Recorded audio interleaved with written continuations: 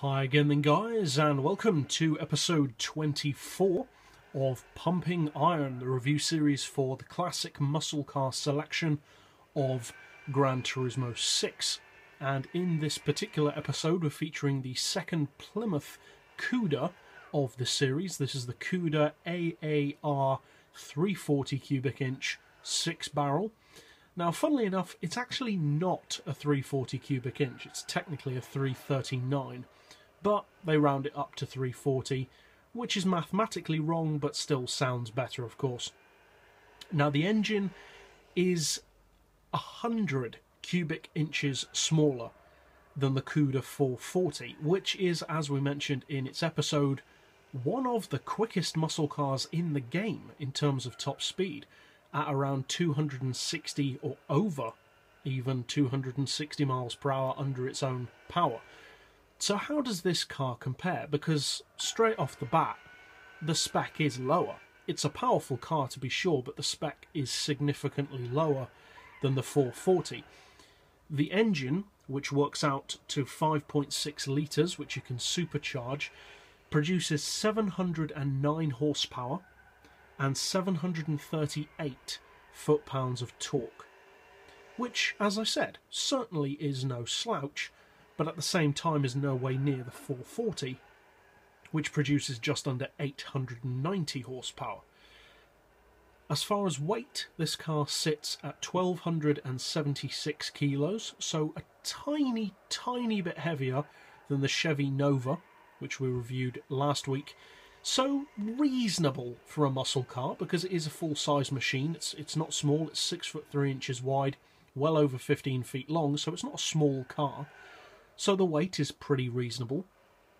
And it puts out 556 horsepower per tonne, which again is pretty good. It's not leading the class by any means, but it's good. The PP is 571, and I'd say that's good for this car. You really don't want it to be any higher than that. I would recommend racing this car at anywhere between, say, 450 all the way up to maybe 525. Any higher than that in terms of PP, and you really do start to lose its competitiveness very quickly. 500 PP, in a similar way to the Chevy Nova, is where this car seems to work best in terms of how competitive it is against its typical rivals, because once you go above 500 pp, the top speeds and the straight line performance of those cars increase quite drastically. You get into really serious performance territory.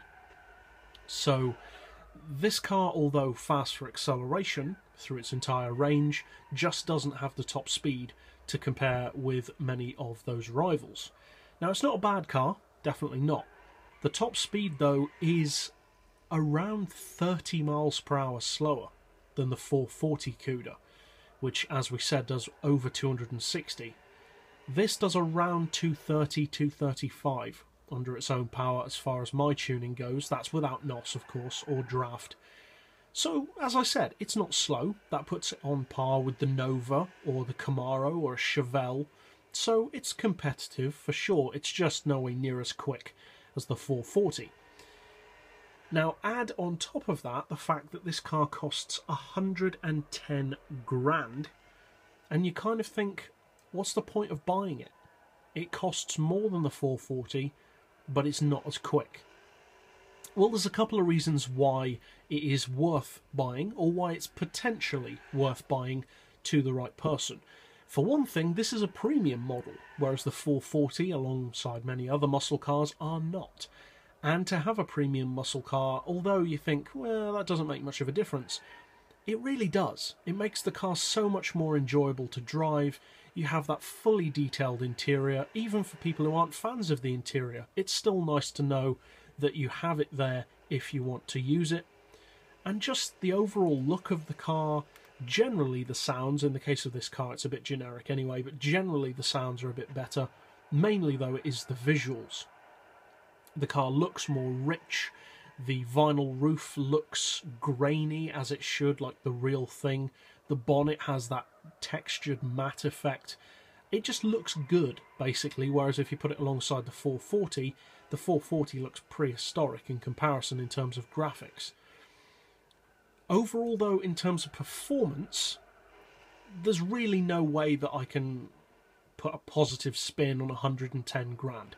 For performance, it is not worth that price. This is not a muscle car that you should buy if you're looking purely to win or to have the fastest car on the grid, because this will not deliver that.